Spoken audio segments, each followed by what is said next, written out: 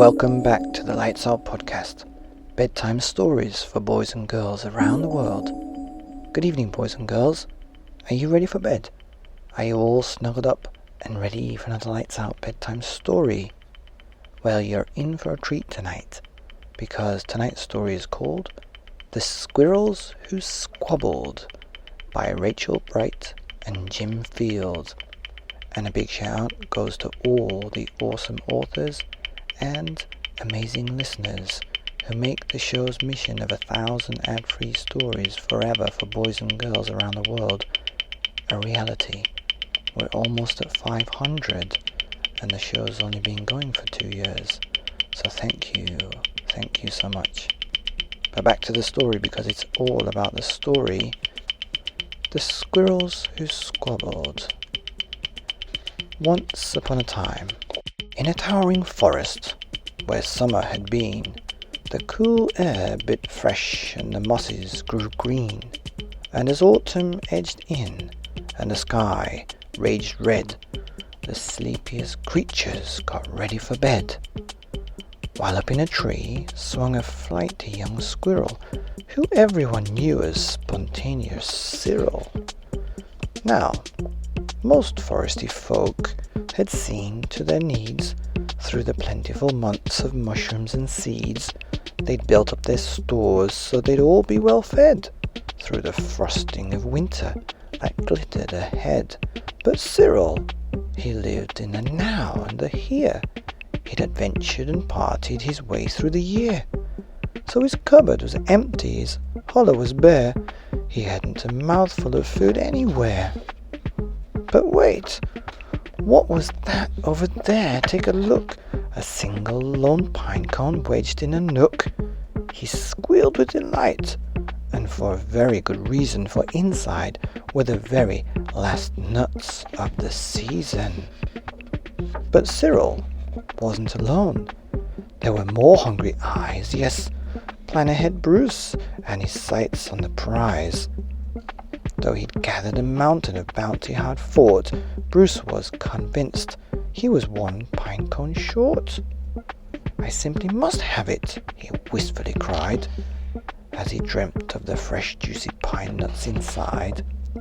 So as Cyril set off on his way to the ground, Bruce, he was also last pine cone bound.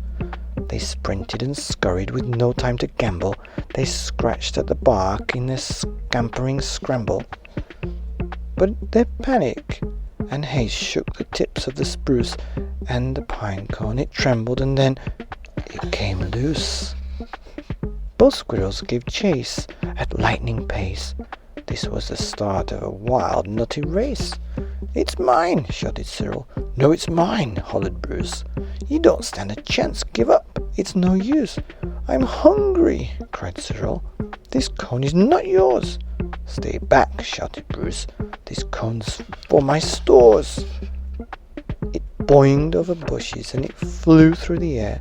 It binged on the nose of a slumbering bear, bounced over boulders, then came to a stop, then teetered and wobbled and quivered, and plop. Both squirrels followed. Oh, the water was fast. Would they learn that they needed each other at last? But each was intent on how he could win, so they didn't quite notice a bird sweeping in. Cyril and Bruce, they watched in dismay as their cone disappeared up, and away. "Come back!" shouted Cyril. "They're our nuts!" exclaimed Bruce. But all hope was gone. It was simply no use. And meanwhile they drifted right up to the edge. Greed, it was driving them over the edge. Cyril and Bruce, they had taken a fall. They were paying the price for wanting it all. They'd squandered their chances to team up and share. Would their nutty young hopes simply end in despair? Bruised and bedazzled, they swept past dry land. Cyril grabbed a branch with his trembling hand, catching Bruce with the other. He heaved and he huffed, and he dragged him to safety with panting and puffs. They stared at the sky, quite lost in deep thought, until Bruce looked at Cyril and let out a snore. "How silly we are," he proclaimed, all a jiggle. "How greedy I've been," spluttered Bruce with a giggle. "We shall change from today. May this squabbling cease. We should celebrate, seeing we're both in one piece." And from that day and forward, they made a great pair. They were gathered together and found they could share. Yes, Cyril and Bruce, they knew in the end the best things to share is a laugh with your friend. The end of Squirrels Who Squabble by Rachel Bright and Jim Field. What an excellent book. And they've got another book called The Lion Inside and the Koala Who Could.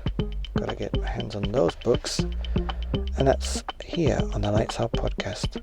Bedtime stories for boys and girls and squirrels around the world. Good night.